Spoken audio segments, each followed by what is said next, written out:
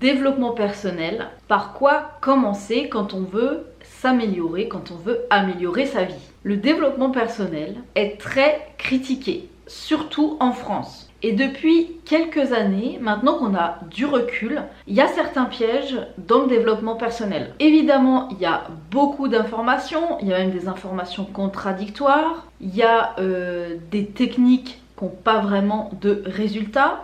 Peut-être que toi aussi, tu as essayé différentes techniques, la méditation, plus de discipline, un meilleur état d'esprit, du journaling, des affirmations, de la visualisation, guérir ses traumas, etc. etc.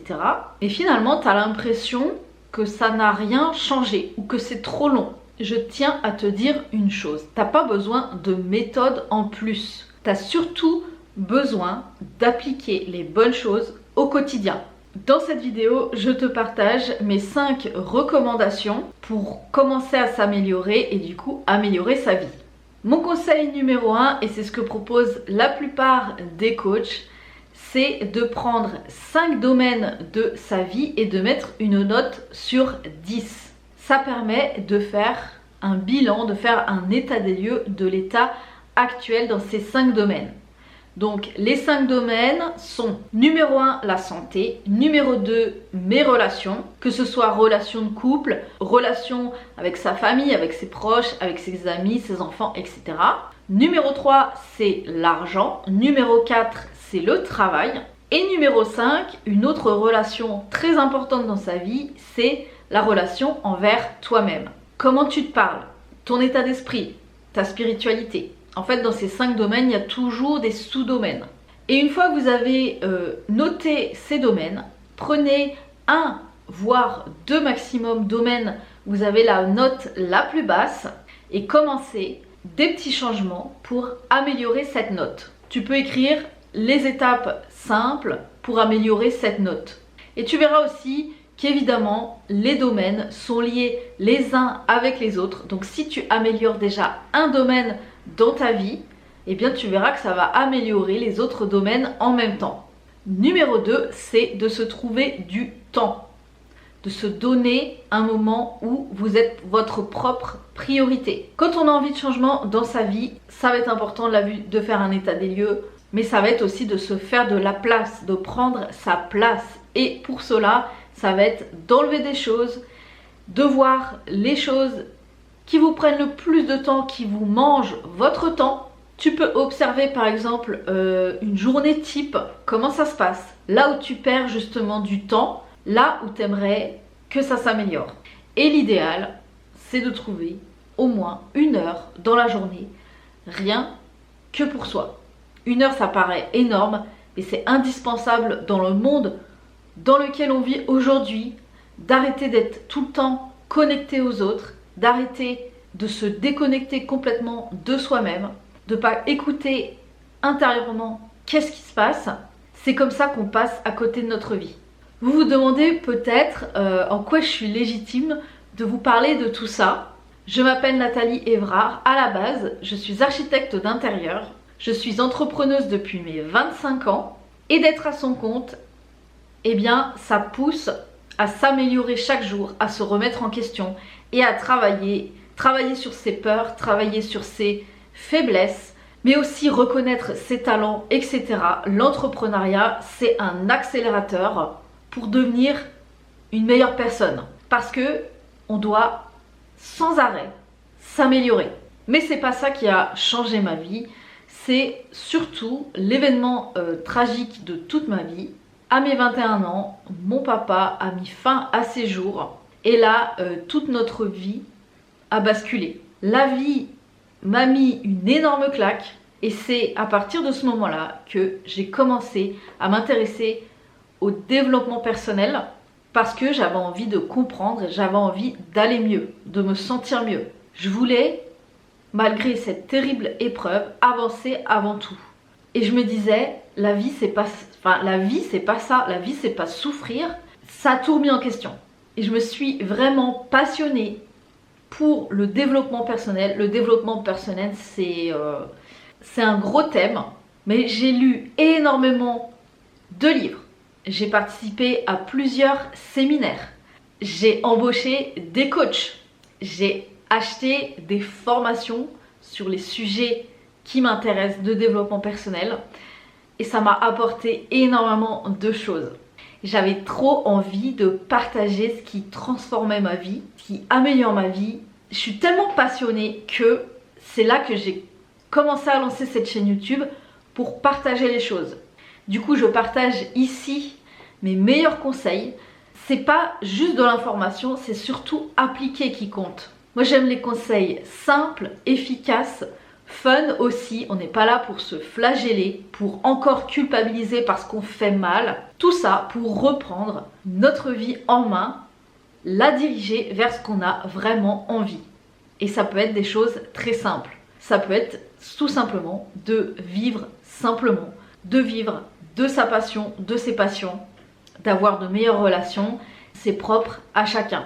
Et personne ne le fera pour toi. Personne ne viendra toquer à ta porte et te dire « Viens, je vais t'aider, viens, je vais changer ta vie ». Non, il n'y a que toi qui peux changer et améliorer les choses. Mon conseil numéro 3, j'en ai déjà parlé dans les vidéos, c'est d'appliquer dans sa vie les 4 accords Toltec. C'est vraiment la base du développement personnel.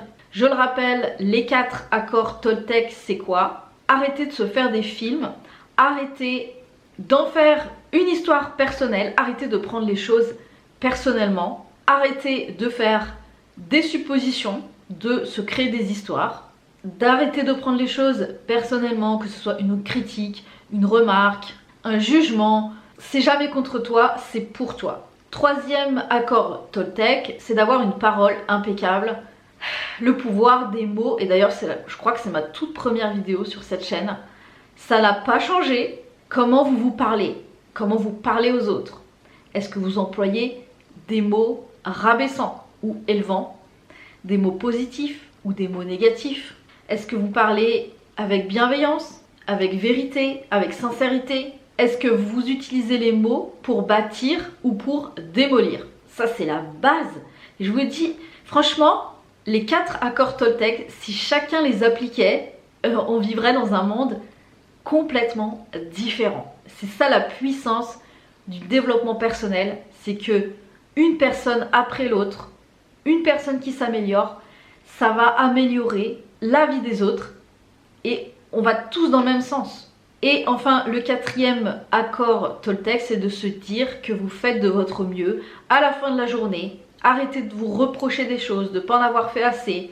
Chacun fait de son mieux avec les connaissances qu'il a, avec le temps qu'il a. S'il y a bien un mot à bannir et arrêter de vivre, je sais pas si c'est français ce que je dis, mais c'est d'arrêter tout ce qui est culpabilisant, d'arrêter la culpabilité, d'arrêter d'avoir honte, tout simplement, d'arrêter l'autocritique. Ça, c'est très important. La 4e recommandation, si je devais recommencer le développement personnel, c'est la gratitude au quotidien. Vous en avez sûrement déjà entendu parler évidemment, mais est-ce que vous le faites vraiment? Et c'est pas juste lister merci, je vais bien, merci, il fait beau, merci, je bois un bon café. C'est le ressentir. Pourquoi s'émerveiller? Pourquoi ça vous fait du bien? Parce que les sentiments, c'est ça, le langage, c'est ça qui va attirer le meilleur dans votre vie, c'est d'avoir des sentiments, des émotions positives. Chaque matin, chaque soir, listez minimum 3 gratitudes, ça peut être 5. Prenez quelques secondes pour le faire et ça peut être très amusant aussi de le faire avec ses proches. En quoi tu es reconnaissant aujourd'hui, qu'est-ce qui t'a plu le plus aujourd'hui, etc., etc. Ça transforme complètement l'énergie des personnes. Et ça permet d'attirer le meilleur dans sa vie. Même si c'est la galère en ce moment dans votre vie, il y aura toujours quelque chose de beau, quelque chose à retirer. Il y aura toujours quelque chose de positif. Et enfin, mon conseil numéro 5, c'est de revenir dans la présence, de revenir dans la sérénité, être une personne en paix envers soi-même et en paix envers les autres. C'est notre plus grand pouvoir. Si on arrête de surréagir, d'agir, de penser trop, de critiquer, de juger, de créer des tempêtes émotionnelles en fait à l'intérieur de nous, eh bien on a tout gagné. La paix, ça doit être votre nouvelle identité parce que c'est votre façon d'être. C'est plus l'ego qui parle, c'est plus l'ego qui réagit, c'est plus le mental qui réfléchit, c'est juste ton être en paix qui va bien. Et tu peux remarquer les personnes qui réussissent tout dans leur vie, à quel point ils sont paisibles. Ils ne cherchent pas d'histoire, ils ne cherchent pas des dramas. Ils cherchent à accompagner les autres, à aider les autres. Ils ont toujours cette parole bienveillante, cette écoute attentive. C'est ça la paix intérieure. Et je crois que c'est le conseil le plus important de cette vidéo. Ce qui est intéressant pour travailler sur ça... Ce qui est intéressant pour travailler sur sa paix intérieure, c'est de savoir, de noter, de lister qu'est-ce qui vous fait sortir de vos gonds, qu'est-ce qui vous fait sortir de votre paix intérieure. Et c'est ça toute notre magie. Est-ce que ça va être quelqu'un qui vous coupe la route? Est-ce que ça va être un commentaire négatif? Est-ce que ça va être telle personne? Est-ce que ça va être votre patron? Est-ce que ça va être votre collègue? Je ne sais pas. Vous prenez le temps de lister qu'est-ce qui dérange votre paix et remédiez-le. C'est hyper puissant. Parce que c'est à nous de savoir, c'est à nous de diriger nos émotions, nos pensées vers cette vie meilleure en devenant cette personne sereine. Ça change tout. Je fais un rapide résumé des 5 conseils. 1. Faire un état des lieux de sa vie en notant les domaines de sa vie sur 10. 2. C'est se trouver du temps pour soi. 3. Appliquer les 4 accords Toltec dans son quotidien. 4. Pratiquer la gratitude au quotidien. Et 5. Revenir dans sa paix intérieure. Et petit bonus, le conseil numéro 6 qui rejoint un petit peu tout ça, c'est de savoir gérer ses pensées et ses émotions. Dans notre vie, on aura toujours des pensées. On a plus de 70 000 pensées par jour. Et dans ce lot des 70 000, il y a toujours au moins 80% de nos pensées qui sont les mêmes que la veille. Donc c'est juste fou. C'est à nous de transformer nos pensées pour transformer notre vie. Donc il y a la gestion des pensées, il y a la gestion des émotions. Et les émotions, elles vont venir par vagues. Comment toi tu gères tes tempêtes émotionnelles, tes émotions.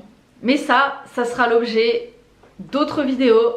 Et aussi je vous prépare un guide spécial pour gérer mieux vos pensées et vos émotions. Il n'y a plus qu'à, il y a une vidéo chaque jeudi et je t'invite cette semaine à déjà appliquer ces 5 conseils et on en reparle la semaine prochaine.